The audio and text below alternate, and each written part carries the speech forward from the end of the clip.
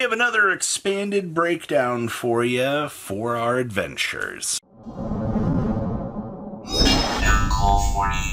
Make sure you guys smash the crap out of that subscribe button so you guys don't miss out on more content. So, as you guys know, I love Pokemon formats. I love Expanded. Expanded is one of my favorite formats in all of Pokemon history because I get to play some of the coolest cards. I got that nostalgia for some of those old cool things. And we just ran, this should be our third event every 3 months. We are doing one of these in our local area, getting our player base together. This one, between the two divisions, I think we had 30 plus people for, which was actually insane to be seeing that many players coming out for. Like, you love to see that. Now, your breakdown out here for our top 8. We had 2 Regidragos. I know that's pretty close to standard right now, considering the fact that, you know, standard has been dealing with the Drago problem forever. Hi, I also played Drago, and I ended up winning the event. We also had the ever so amazing item lock Plum deck coming in top 3. That deck is incredibly interesting to watch do its thing. You love to see it. We also had Maridon. I actually got the chance to play them. The Maridon deck was actually pretty solid. A lot of the Prism Star support that it actually has is pretty stupid. But that's just that. We also had the ever-loving Mew deck. The thing that I put together off of NetDecks an eternity ago is back.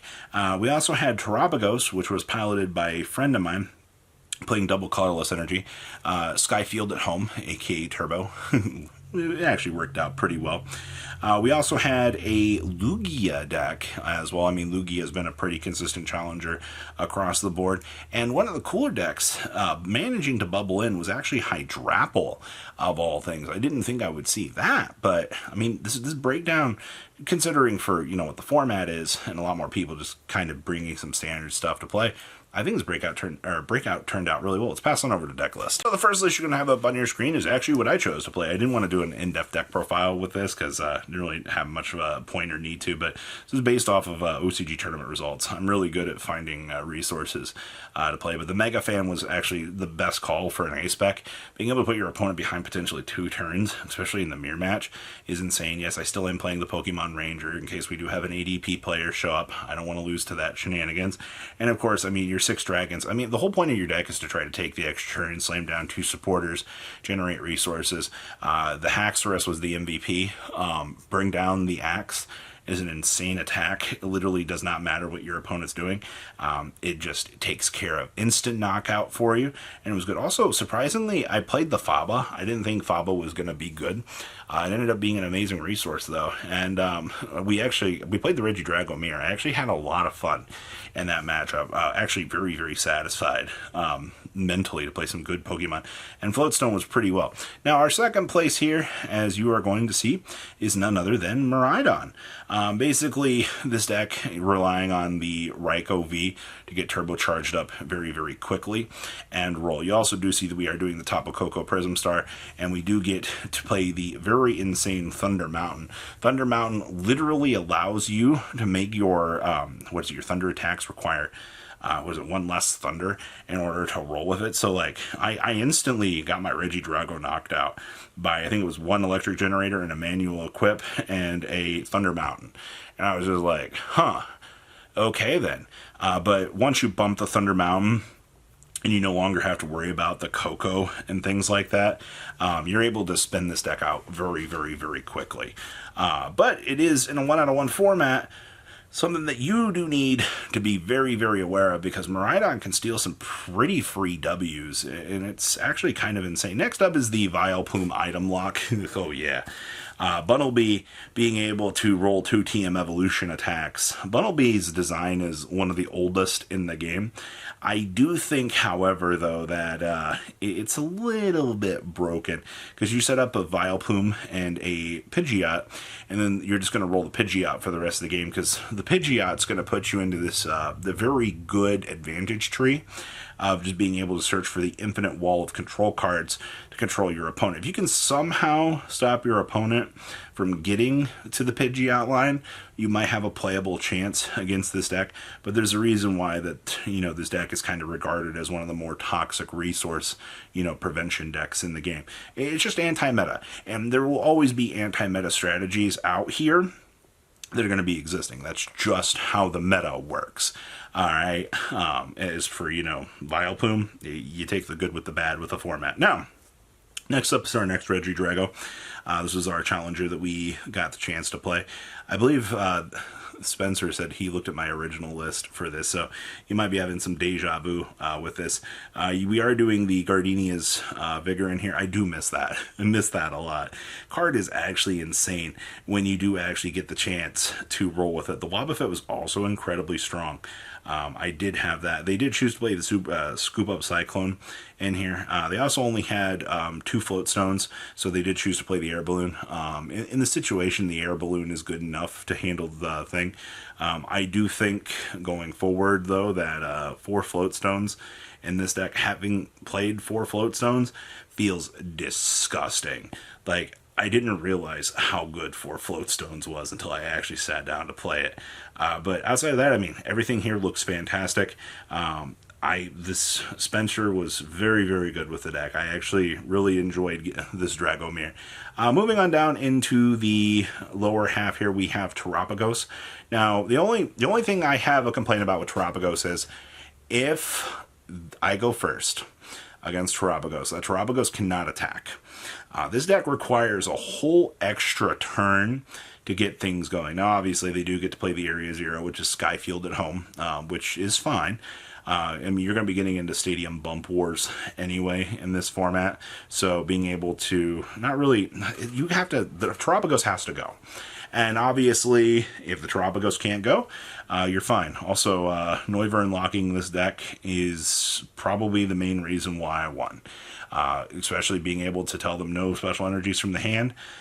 Guess what? They're playing 4 double colorless.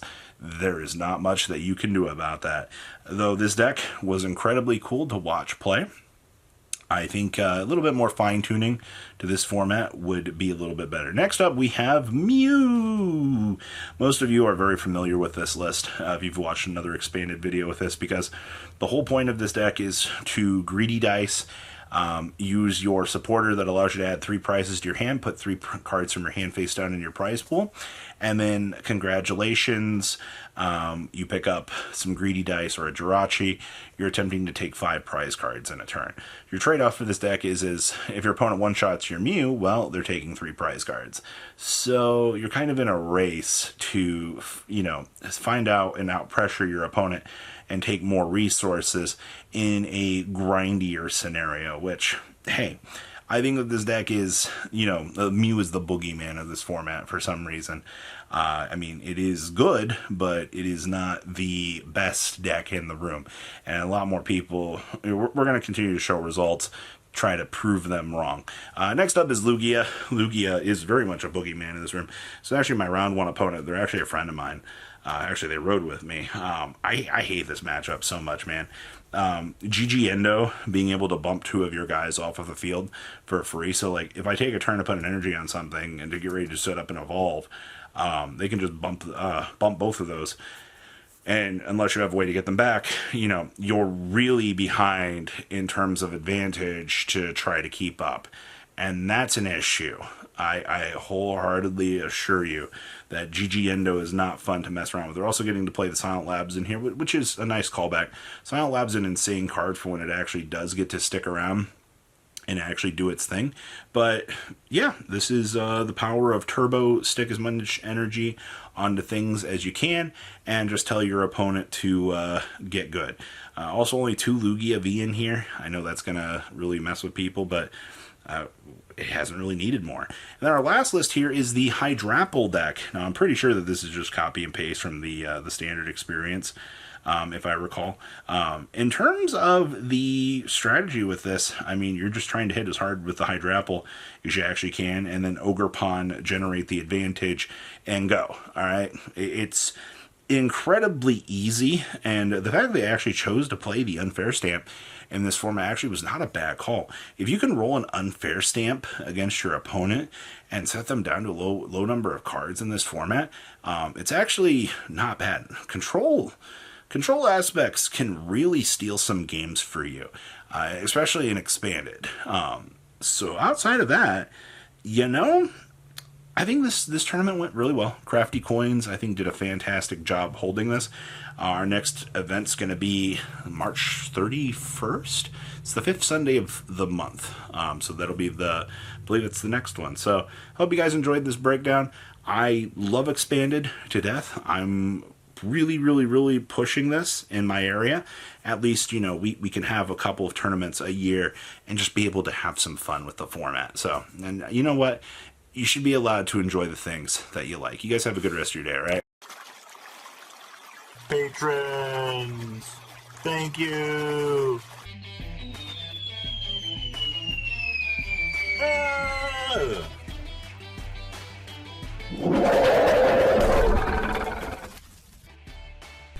Thank you so much for watching. Check out these other videos.